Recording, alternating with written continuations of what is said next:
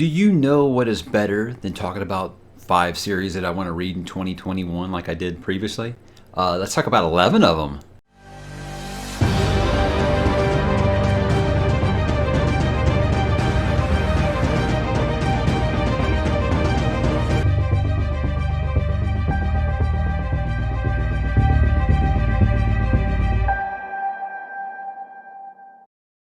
Hey, what's up, bookworms? Mike here again today to talk a little 2021. Yes, it may seem like I am just kind of elaborating on a video I already did, but we got a lot of new viewers since then, so I kind of wanted to touch on this again.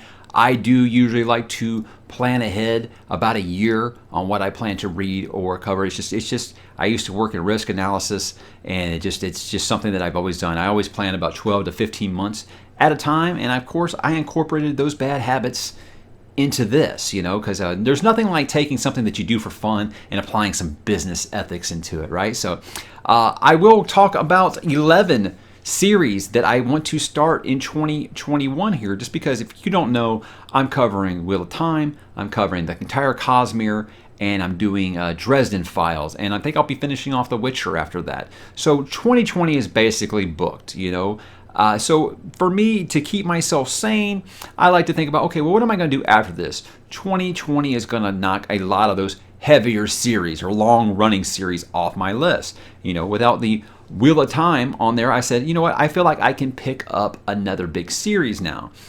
So that's why I took the poll that I did, and I listed a couple of series, and we all know by now that who won far and away with that. So let's go ahead and talk about 11 series that I plan to read in 2021, or at least start in 2021. Doesn't mean I'm going to finish them, but I do like to stagger my series. I don't like to read, one giant series all in a row, because I feel like that not really burns you out as much as I feel like it can burn your viewers out too. I got a lot of people right now that are like, God, are you doing anything besides just Brandon Sanderson and Wheel of Time right now? And I understand if they're tired of hearing those things. In fact, I basically got told that anything that Daniel Green does, I'm not allowed to talk about. So that means there's not very much I can do, because he's done everything, right? But the caveat here is these are series that I have not read anything from yet. So these will be series that I will be reading the first book in. And I want to talk about those now. Obviously, I'm going to recap real fast those 5 that I mentioned before. The winner of that poll, by a long shot, was MALAZAN. Now, MALAZAN is a series I've been interested in for a very, very long time, but I've always been kind of intimidated by it. And I think that's because a large portion of the fandom does tell you about how you aren't going to understand anything your first read through. You won't get anything until about your 3rd reread of the series, or you're not going to understand what's going on at all until maybe book 6. These are big books too. So I feel like that's always just kind of intimidated me, but I also feel like there's a lot of fear-mongering to it, this isn't really just like an elitist thing from their fan base or whatever. It's kind of similar to how Wheel of Time fans, as soon as you start, they'll tell anyone who will listen, oh, by the way, books 7 through 10, which are absolutely massive, yeah, they're boring. So I feel like that chases a lot of new readers off of both Wheel of Time and MALAZAN. So I feel like that's why it's been like that for me. But since 2008, I've been kicking the can down the road in this series. And that's why I felt like, okay, if there's enough support on this channel that people want to hear me talk about it, that's what I'm going to do. So it won't be, one after the other. Like I said, I'm going to split this up. My goal for MALAZAN is to do it over the course of about a year and a half. So, yeah, I want to take my time, do it right, soak it all up, and be able to do in-depth reviews like I've done for Wheel of Time, and do wish lists and that kind of thing, because I think that this could be basically my next Wheel of Time. I feel like it's the next step up, really. So I'm just glad that there's a lot of support for it out there. I was stunned there's not a ton of YouTubers out there doing MALAZAN already, and the ones that are almost seem like it's kind of a chore, and I don't want to be like that at all. This is something I'm very excited about. When I did that video before, I felt like everyone in the comments was super positive. They just talked about how much passion they have for the series and how rewarding it was, and that did nothing but make me more excited for it.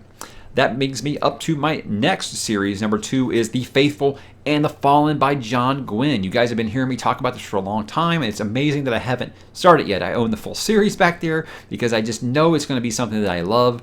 I said there is a reviewer on Goodreads. If you guys frequent Goodreads at all and you check the reviews, you probably know by now who Petrick is. Petrick is pretty much the gold standard of fantasy reviewers on there. because the guy reads just like a machine. He makes me seem slow. And I find that when I go back and read his reviews, we seem to align a lot. You know, we both love Sanderson. We both love Abercrombie a lot. And he says that John Gwynne is right up there with those two guys. And he names this series and his second one of Blood and Bone, which obviously I wouldn't read out of order. But just the way that he talks about The Faithful and the Fallen with such passion. And John Gwynne just seems to be such a good dude. He's talked to me on Twitter a few times. I definitely want to dive into that series. So basically, as soon as, if I've got time after I finish Wheel of Time in Dresden, I might try to pop that in 2020. I don't know. If I have any free time in 2020, which really I feel like it's just going to be mop-up duty. You know, there's a lot of series that I started that I haven't finished, like Demon Cycle, what else? Witcher. I already mentioned Witcher. I don't know. There's several series that I've started and haven't quite finished yet. Girl with the Dragon Tattoo series. And I just want to finish those up. Rhaeira's got to be up there. I got to finish the Rhaeira ones because Michael J. Sullivan wants to come on the channel and talk to me about it, right? So that's got to take some kind of priority. And the last Lightbringer book. So probably won't happen in 2020. That's why I said 2021. But that will be, I'll basically do Gardens of the Moon and the first Faithful and the Fallen book in January of 2021 at the latest. Next up, we have the Powder Mage Trilogy by Brian McClellan. This is something that has been vastly well received and recommended to me numerous times. A lot of people in the comments, anytime I do anything by Sanderson, have you read Powder Mage? Have you read Powder Mage? Because he is a student of Brandon Sanderson. And every time I hear that, oh, okay, he was a student of Brandon Sanderson. Well, it sounds like this is one of those who actually paid attention in class, because that comparison comes around a lot. And obviously, that's going to raise an eyebrow when I hear this. But yeah, lots of people that I respect and I trust their opinion on these things have said nothing but good things about Powder Mage. So I'm always down for a good magic system. I feel like Lightbringer might be the only thing that's had a magic system I feel like competes with the investiture that Brandon Sanderson uses. So if we've got someone else doing good magic systems, I'm ready to check that out for sure. Then we have the Farseer trilogy by Robin Hobb. I've had Robin Hobb on my TBR since I was in high school. I'm ashamed that it has taken me this long, but I'm glad that I'm locked into it now.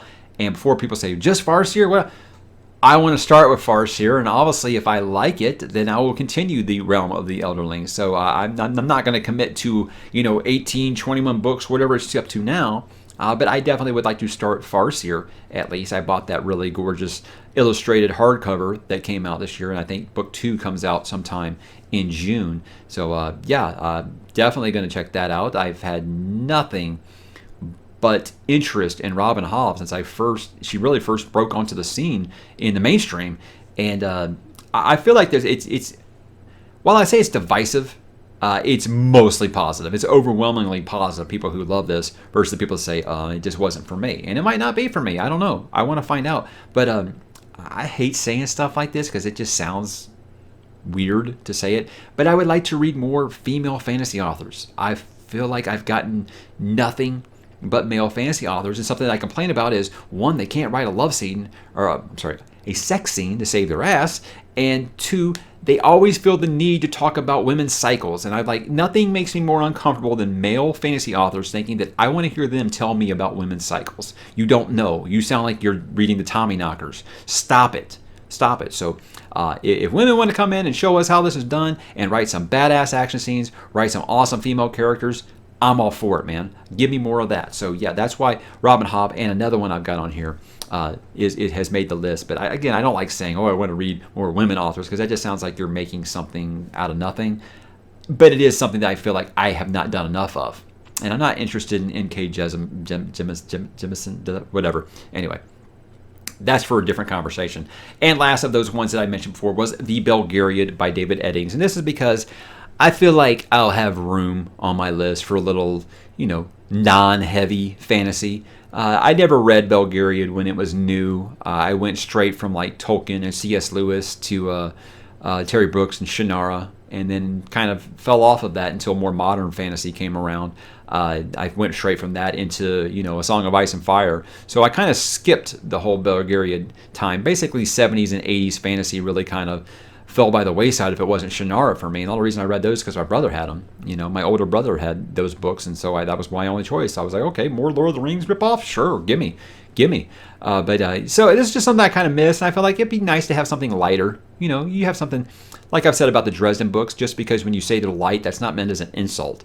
It just means you don't have 300 pages of world building and, you know, 485 characters, you know, so I feel like Belgariad is something that can really cleanse the palate, so to speak, and that's why it's there. And that's the end of those 5 that I mentioned before, but I did want to bring them up again because they are ones that I want to start. Now, number 6 on this list, 5 Warrior Angels by Brian Lee Durfee. No, it's not just because he sent me autographed copies of his books. It's because I've heard impressive things about these 2 books that he's put out, with the 3rd book coming out sometime next year, or maybe sometime this year. I don't know. He told me he's turned it in already, but the publisher's really slow. So it'll probably be a trilogy by the time I actually do get to it. But I definitely want to make it happen because I am always in...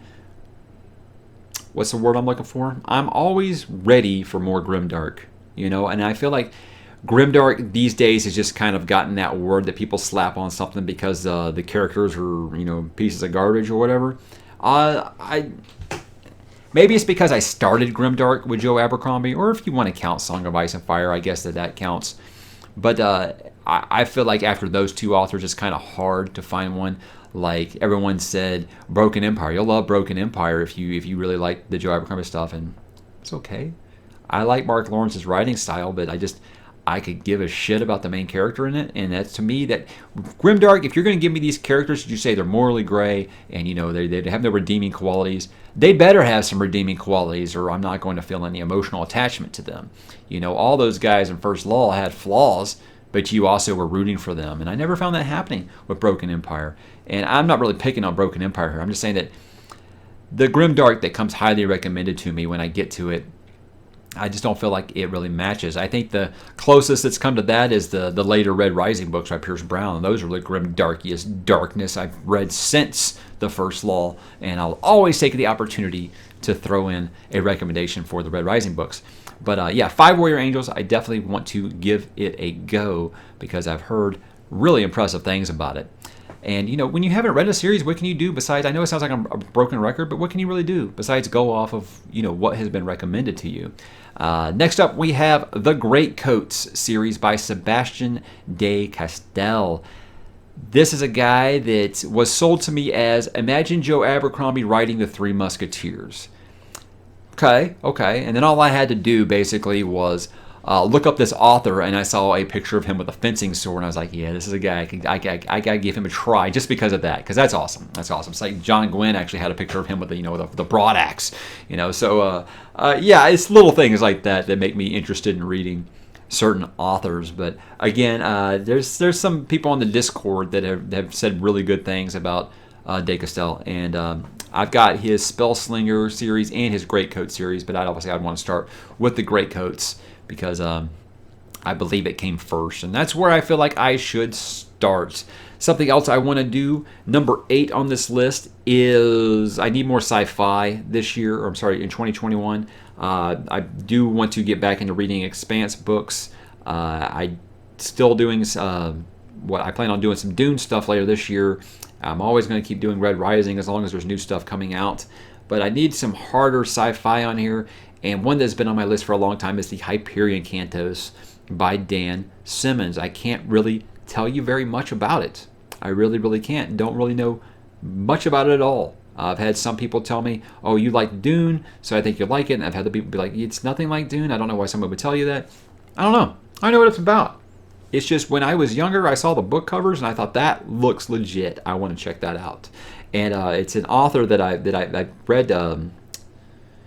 Was it The Terror? I read The Terror from him. So I know he's a good author and I like his prose. So this guy tackling sci-fi, it's very well respected in the science fiction community. So it just barely edged out the Foundation series by Isaac Asimov this year for the 2021 the big sci-fi project that I want to tackle in 2021. So Asimov, it'll happen, just not yet. It's not yet. I do want to do Foundation. I do want to do other series by Asimov, because I feel like if you're going to say you're a big science fiction fan, you haven't read Asimov.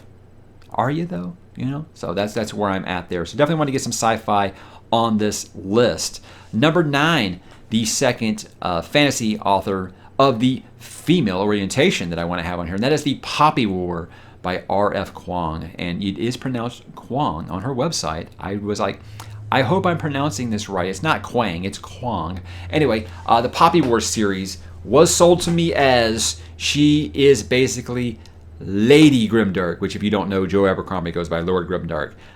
She's only like 21, but apparently this is the grimdarkiest series that you can imagine, but based in like, I believe it's like feudal Japan. I could be way off on that. I haven't read much about it. Just it's been highly recommended to me, so I can't really tell you too much about it. But the third book in this series is supposed to come out this year, so by the time I get to it, it'll be complete, and I hope that I can just kind of run through it. But just about everyone I know that knows how big of a First Law fan I am says, man, you'd really, really, really like that series. So it's been up there, and I intended before I started my Cosmos. Basically, when Sanderson announced that Stormlight 4 was coming this year, it just wrecked all my plans. So damn you, Lord Ruler.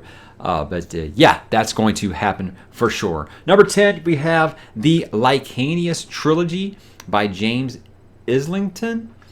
Don't know anything about this series whatsoever. When I first saw the covers, I thought the covers were really striking. I thought they had really long titles, but the covers were really striking. They're, you know, minimalist art, but when you use just the right colors and the font, it really pops so well.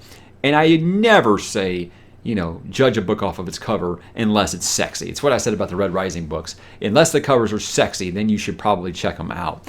But no, there's a friend of mine on Twitter that I value his opinion greatly. The only fantasy book I think we differ on is he loves Name of the Wind and he's not crazy about First Law. So you feel like that might be a huge divide, but just about everything else we usually align in our feelings on.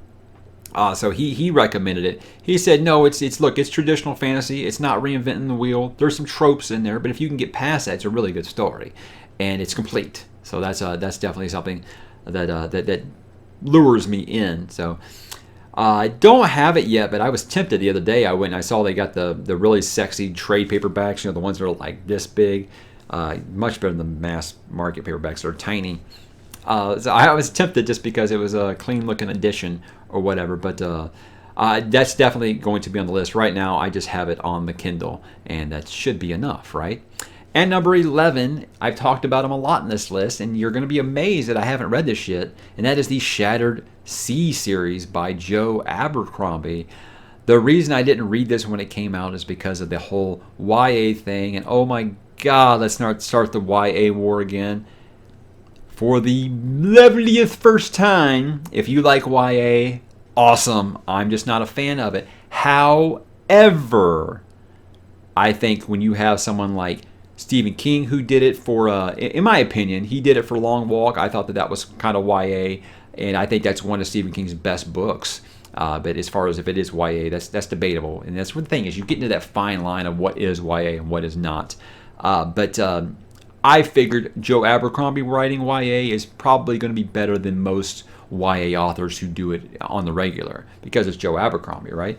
If it's basically just his same style of writing, just without the vivid details of someone's getting their head crushed or their eyeballs popped out, okay, that's fine. It's Joe Abercrombie. He's like my favorite current modern day fantasy author. I'm sure I will like it. I don't know why. I never really tried it. I own them, the whole thing on hardback back there. And I just never started it because that whole YA thing made me recoil a little bit. But, you know, I got over that a while back when I said, you know, it's Joe Abercrombie. It's going to be good. It's going to be good. But with the final book in his First Law sequel trilogy coming out next year, I figured that would be a good kind of a run-up to it to get me in the mood for some Abercrombie. Not that I ever need anything to get me in the mood for some Abercrombie books, but I figured that can be a good appetizer. And that is my 11 series that I want to start in 2021. But wait, there's more. I did have some tough cuts.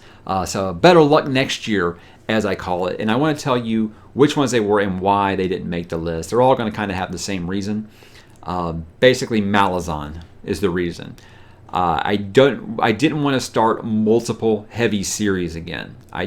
what I always said about Wheel of Time and Malazan is I am not starting Malazan until I finish Wheel of Time, because if I start both of them, I'm never going to finish either of them. So if I'm starting Malazan, I am not picking up anything over like 5-book series, while I'm doing that, because I do not want to be locked into another overly long series while I'm trying to get through that. So that brings me to The Black Company by Glenn Cook. Yes, once again, Black Company gets kicked down the road for another year. The only series as long as Malazan has been Black Company that I've been kicking down the road. So when I'm done with Malazan, Black Company is the first one on the list. Basically, Glenn Cook is considered the grandfather of the grimdark category with this series. So it's something that I definitely want to read eventually. I own the whole thing up there, all 10 books. So it's going to happen. It's just not going to happen in 2021. Same deal with Michael Moorcock's The ELRIC Saga. I get a lot of people who comment sometimes if I've ever read ELRIC. I've read some of the comics. I don't know if that counts. I can't remember anything about them. I just thought that the artwork was really beautiful. I know people love this series a lot. And I've never... Only thing I know about Moorcock is I believe... And seeing this is the thing, I don't even know for sure. I believe he wrote like a scathing revisionist history on Tolkien.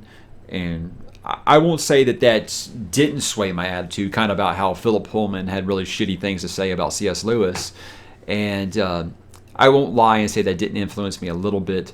But not really. The whole thing with ELRIC is like, I don't know what order to read it in. It seems like everybody gives you a different order to read it in when you get it. Some people say, no, do this order. Other people say, do that order. And I'm like, look, just give me, is there like a main series? I don't need all the side novels. I don't need the prequel novels. Just give me the main series. Same thing I said with Malazan. It's like, look, I'm committing to reading 10 very big books.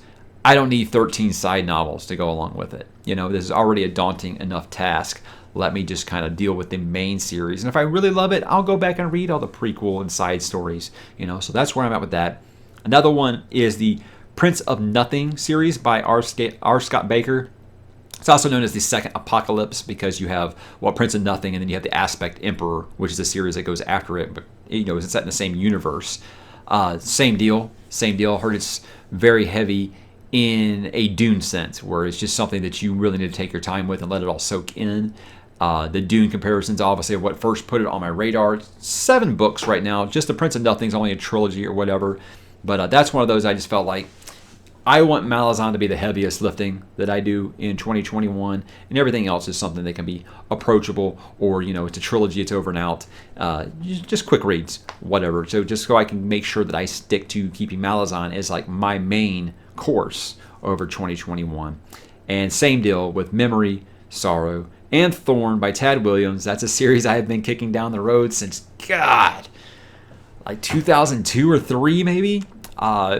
Funny story about that is when I first discovered the Song of Ice and Fire books, and I read like the first 2 were out, and I called my brother, who, I always looked up to his fantasy opinion because he was into fantasy books long before me.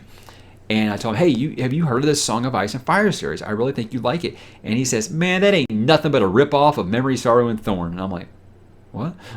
And, I've heard a lot of people say that. And I brought that up on Twitter, and Tad Williams even replied to me and said, no, that's not true. George did his own thing. And I'm obviously, if that's what he says, I'm going to trust him. But there was like a non-spoiler comparison of the series. And I'm going running down the list, and I'm like, wow, that is really either a huge coincidence or very, very true. So 3 very big books, especially the last one.